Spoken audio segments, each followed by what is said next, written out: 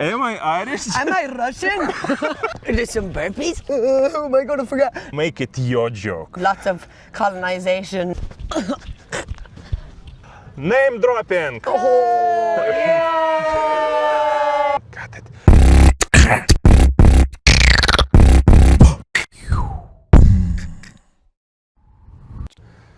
What?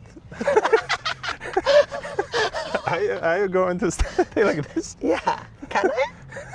I can take it off if you want. Give it to me. Give it back to me. Give my eye patch to me. This is my spare eye patch. Give it to me right now. Give it back to me.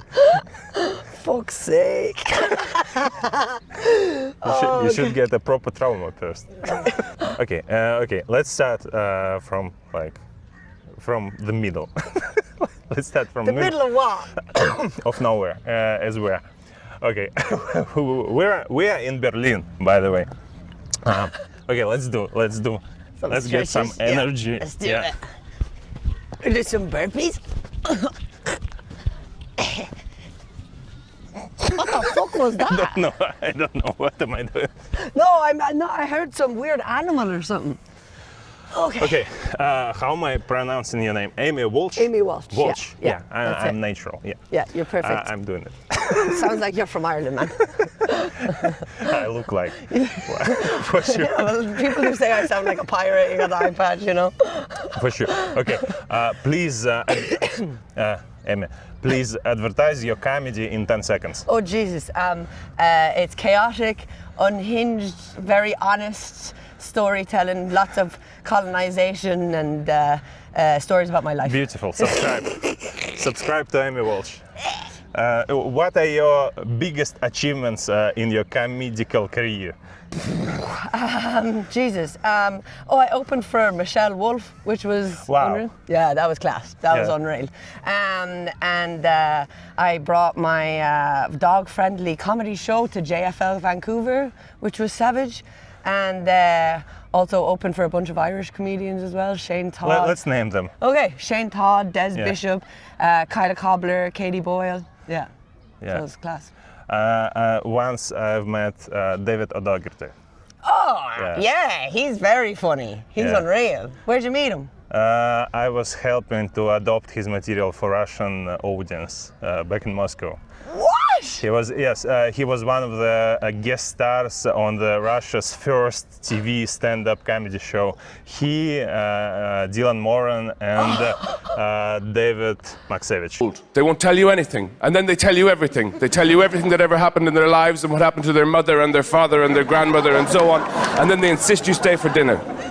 And you have to eat all the food and the chairs and the curtains. Yeah. Oh wow! Okay, yeah. I've met Dylan Moran and David McSavage, but I haven't met David O'Doherty. And for David O'Doherty, I thought this was some specific experience for him. This was something special because he was for the first time in Russia, and I was like his bridge to his audience. I thought this is something special. Yeah. He might remember that. And then I met him a few years after during Melbourne Comedy Festival. Yeah. And I came to him and I was like, I'm that guy from Moscow. There are no chances. We met again. And he was like, No!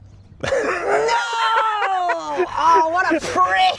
Lifey, life. I'm like, I love what David does, but I feel betrayed. What the hell? Like, how would you not? Because I know you do a lot with comedy and stuff, but you don't often go to Russia and have your comedy adapted for Russia. David O'Doherty, get your life together. Maybe. I mean, I want to excuse him. Maybe he just want to forget all his time in Russia, and I don't blame him.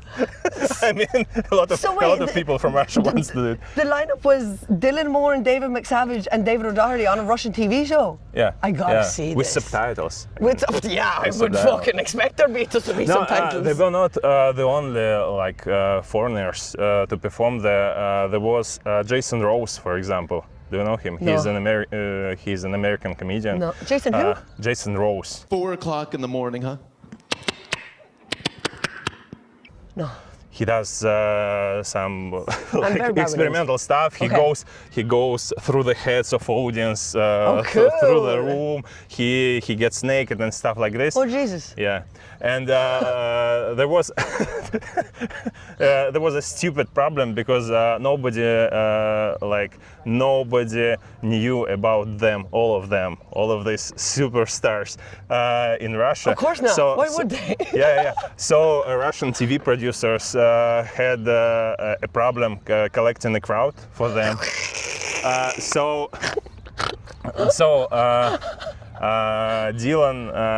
Dylan Moran and Davids. The Davids, all famously. three Ds, yeah. They're well recognized as the Davids, yeah.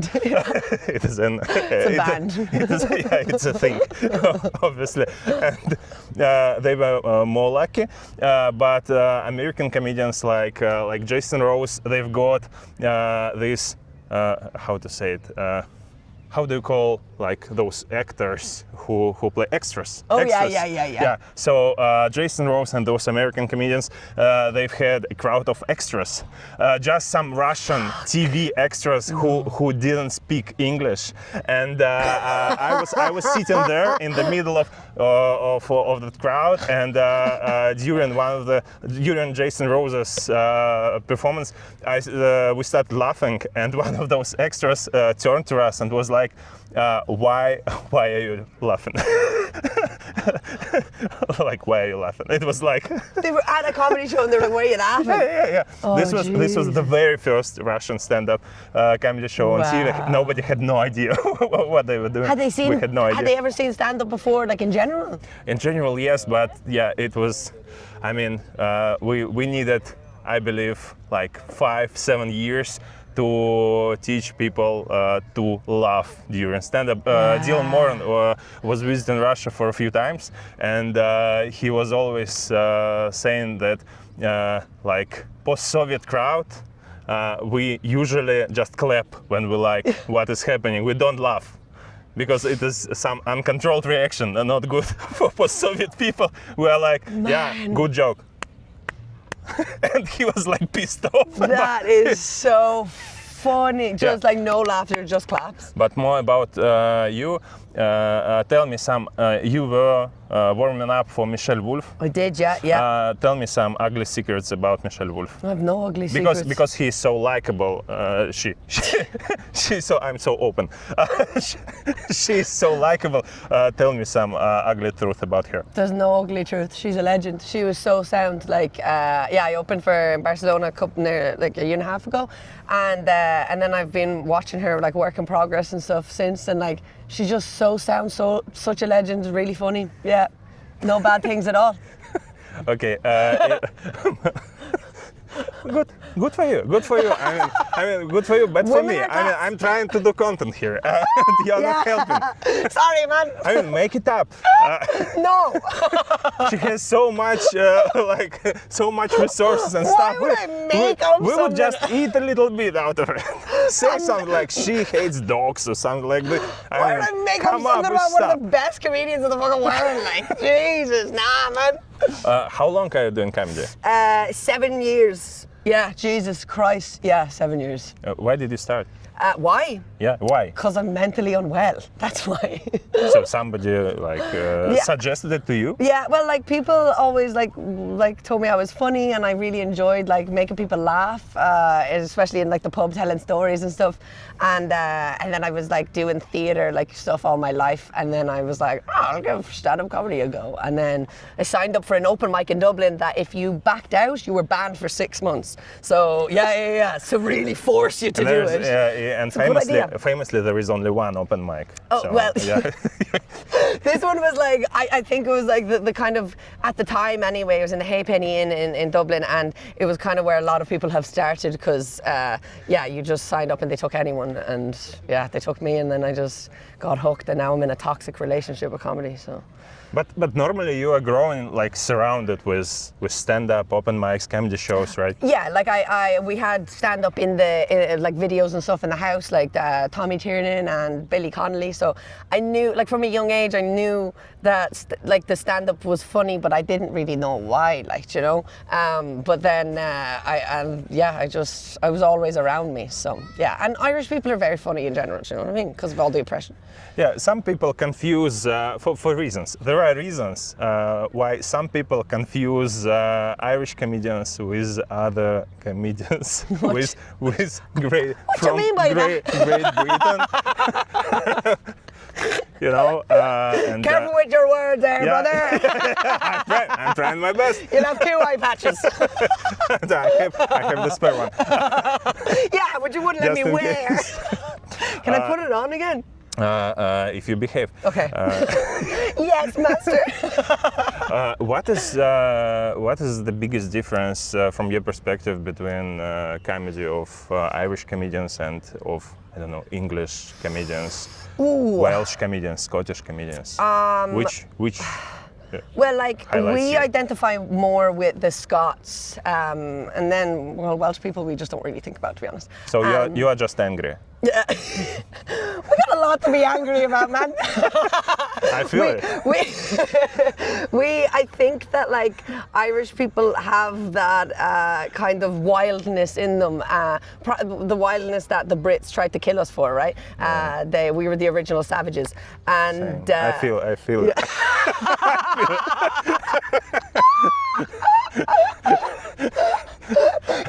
Have you heard about Crimea Wars? Yeah, man.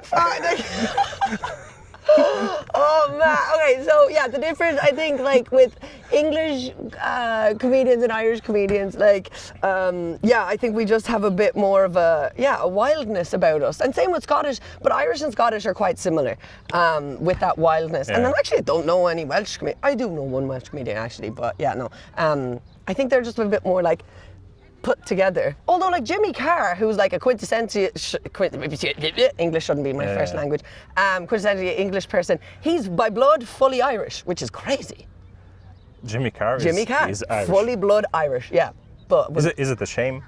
the shame, the Catholic guilt, and it's the oppression. I think. No. I mean, is it a shame to have Jimmy Carr as one of yours?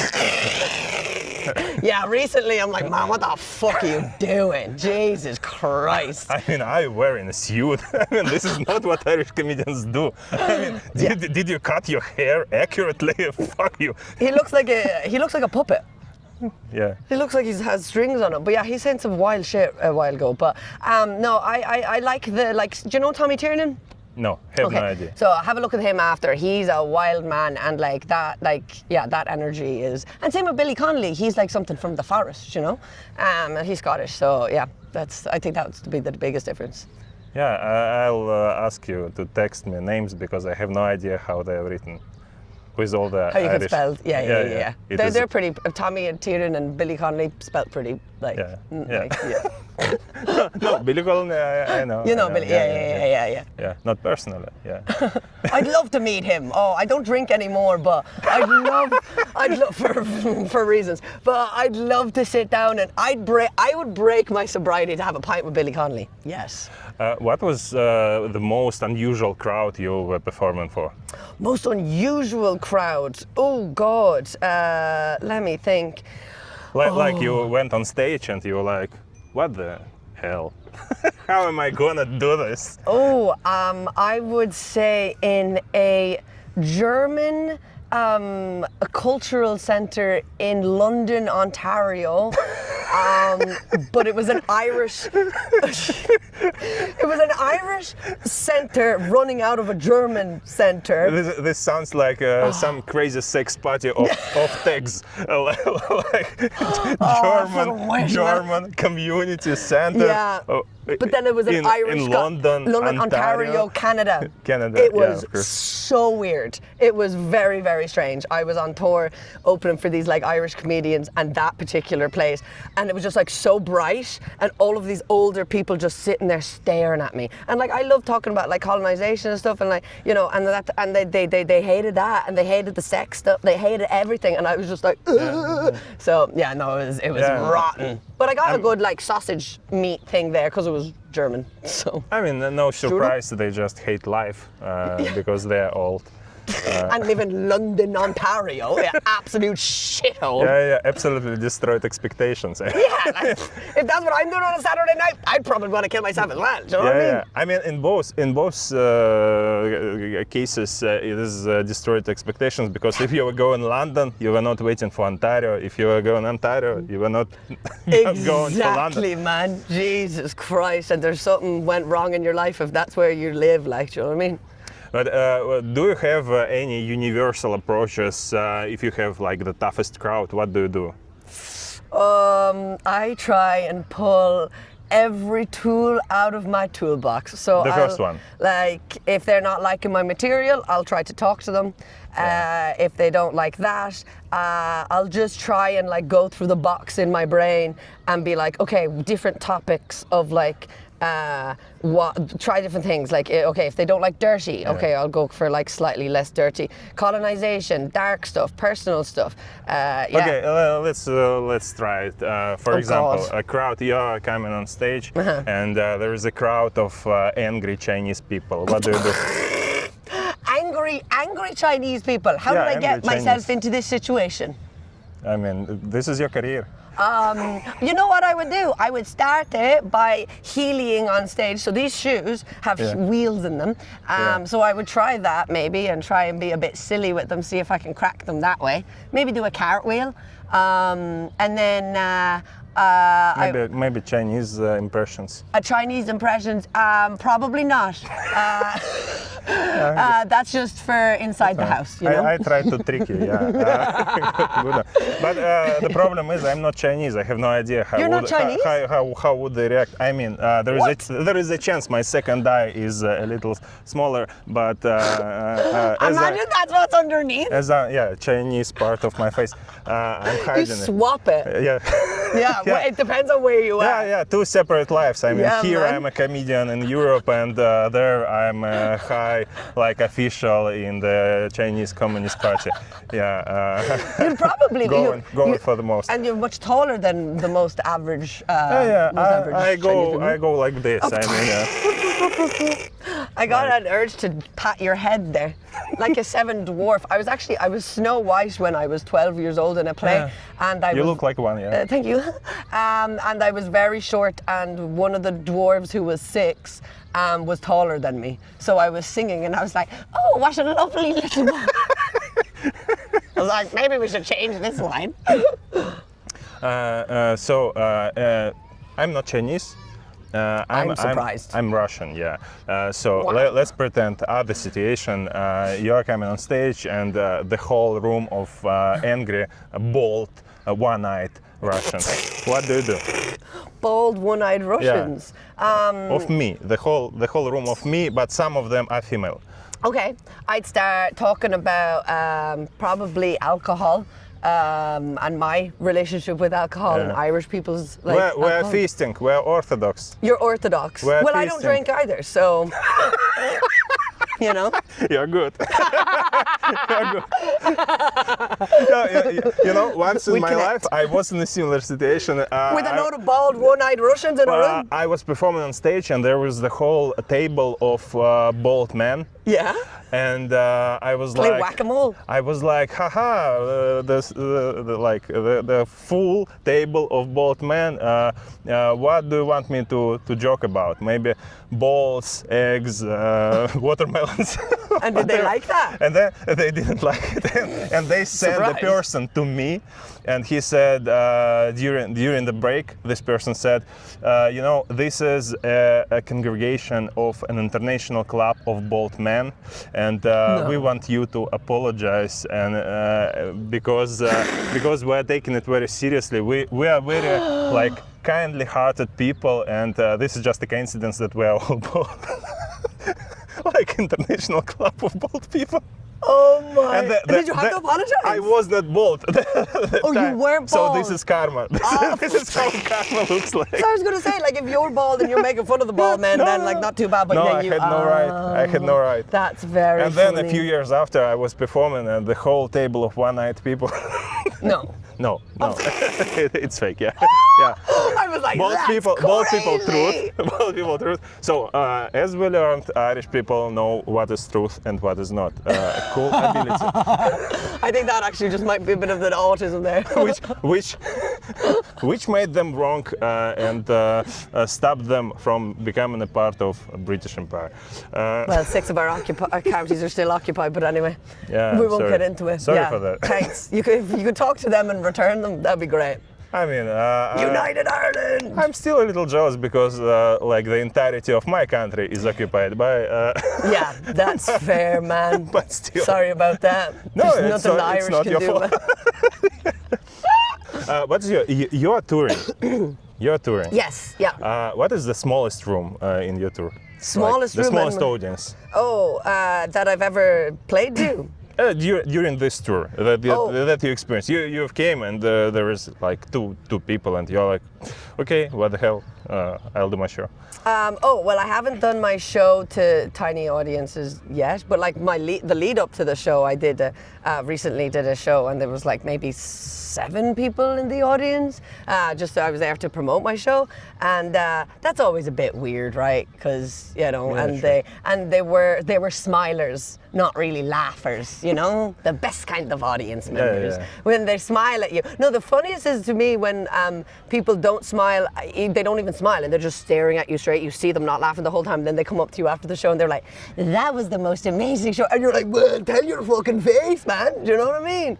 It's crazy. Yeah, I like that you are angry on that type of reaction because I'm from like post-Soviet, so this is basic audience for me. I mean, this is what I was surrounded when I was growing. So that's fair, but that makes you a better comedian though, because then you're tougher. No, that doesn't. Because it doesn't give you any feedback. I mean, you can't understand what works and what doesn't. Not for that reason, but for the comfortability on stage of like nothing will scare you then. Like, you know what I mean? If your only experience is performing for post-Soviet audiences, the only difference you can make among them is sometimes they start showing fear when you touch like prohibited themes in your country. This is the only feedback you get.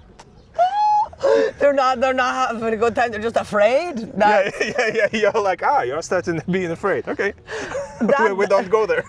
That happens to me sometimes as well. Like when last night, actually, not a heckler. They were whispering. These 2 boys kept whispering, and then I just went in on them, and I watched the video back, and I was like, oh yeah, I can see why sometimes people get a little bit scared because I get angrier than I would like, but like calmly angry. I'm just like, what are you doing? And I'm like, oh no. Maybe I should smile more.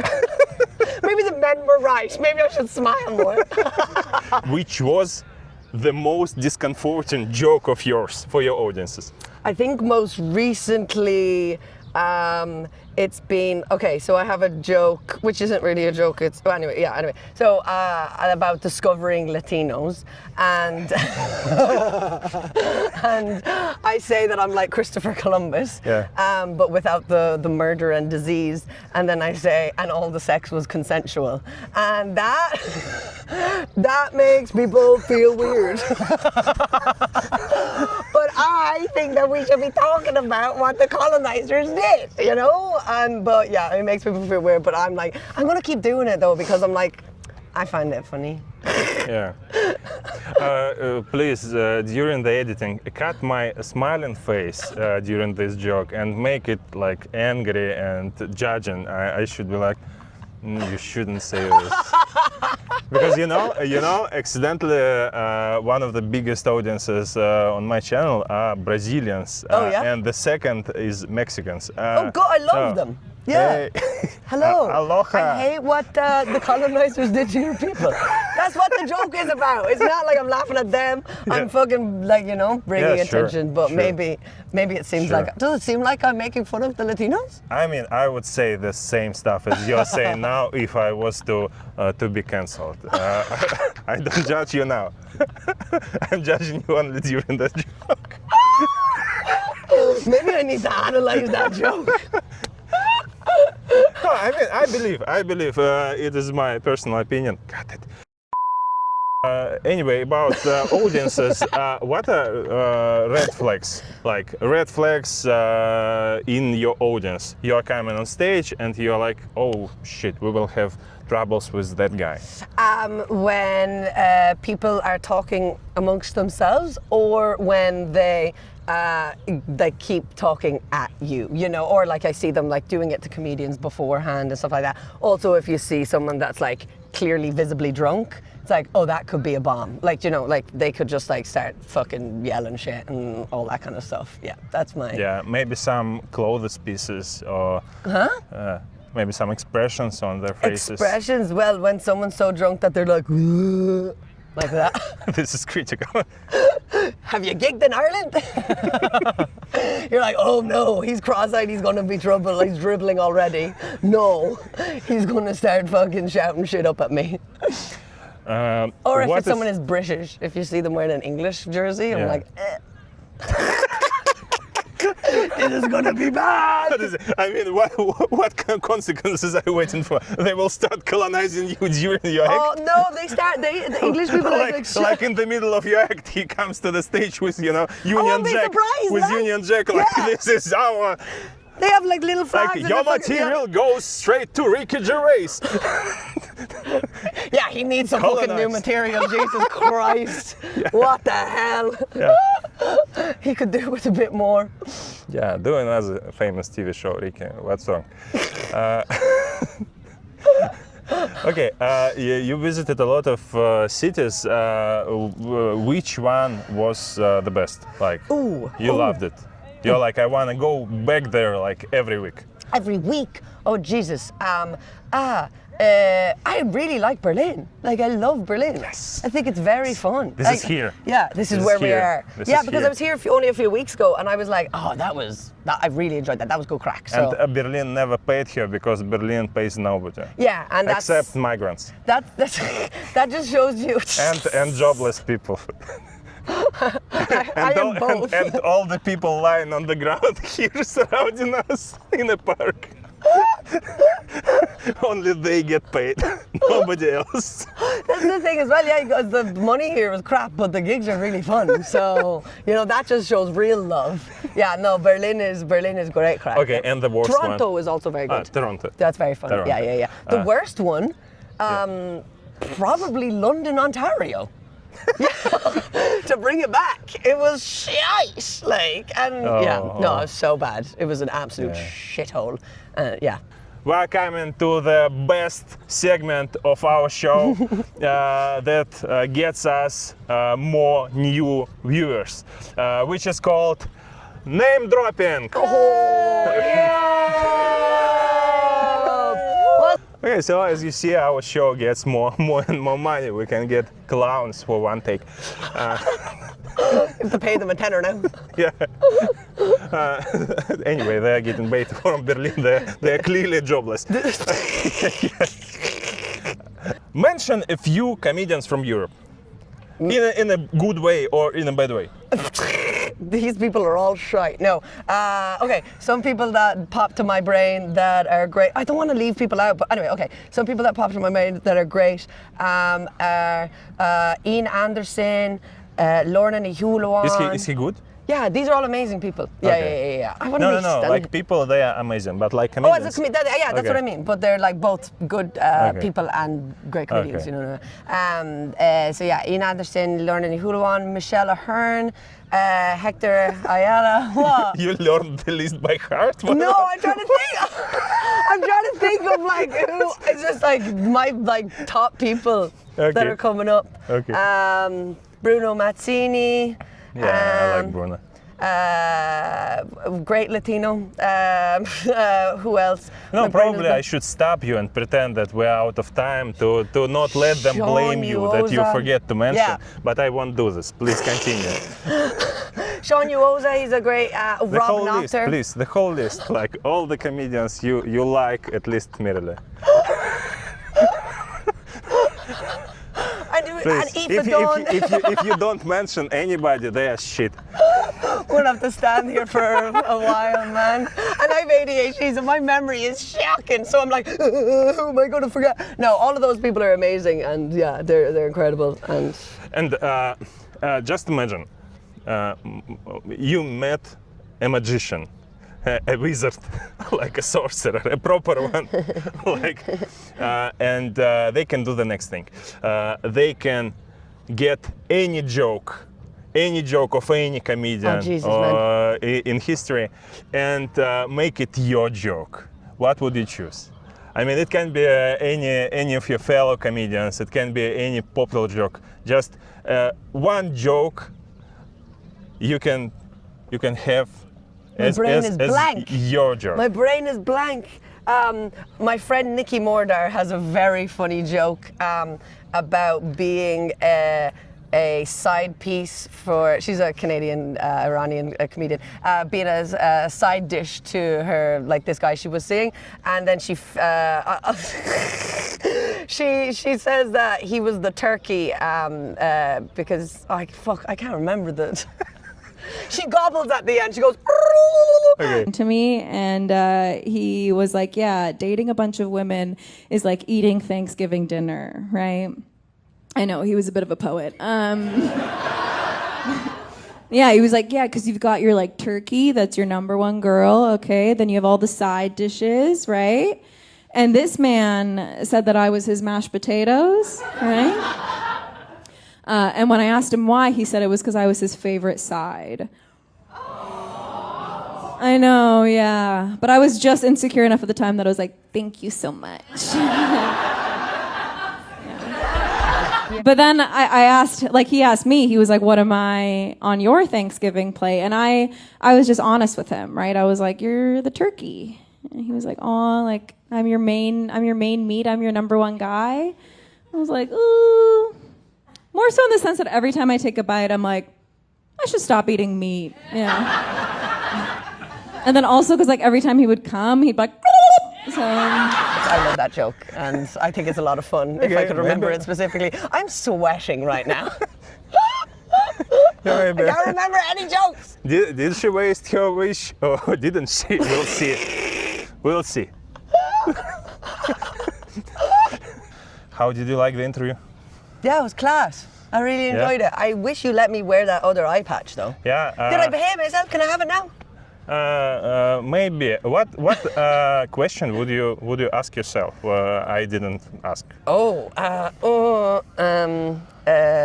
Worst bomb maybe.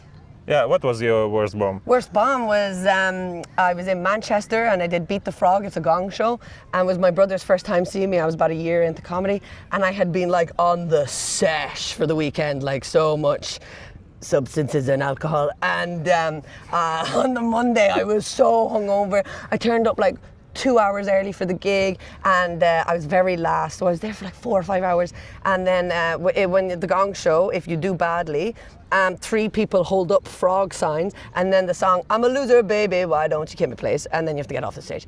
And then my brother brought like his friends from college and like our cousin and all these people who I knew, and I went up on stage and I lasted 2.5 minutes out of 5, which not the worst, boys, but not the best. not the best. And then afterwards my brother's friend, who was English, was like, I couldn't understand a word she was saying, and I was speaking English the whole time. Yeah, it was terrible. And I was like vomiting all day, even though I couldn't eat, and it was just like beforehand I was just like and before I went on stage, my brother was like, I'm gonna play that song all the time for you, and then when I got off stage he just goes, I thought it was funny. I was like, oh no. Yeah, that's seared into my brain. It was horrific. Yeah, it was very bad. Great question, great answer. You behaved yourself, so I want to give you a present. This is my spare eye patch, but I'm giving it to you. It's mine. It is now yours. Forever now. It's yours. Oh, twins! I just need to. I just need to shave my head. Oh my God, which is which? It's like that film with Arnold Schwarzenegger and Danny DeVito. Am I Irish? Am I Russian? I'm doing Irish dance. I don't know what Russian. You do this, don't you? Do you want to add anything at the end? Please subscribe. Karate. Riverdale.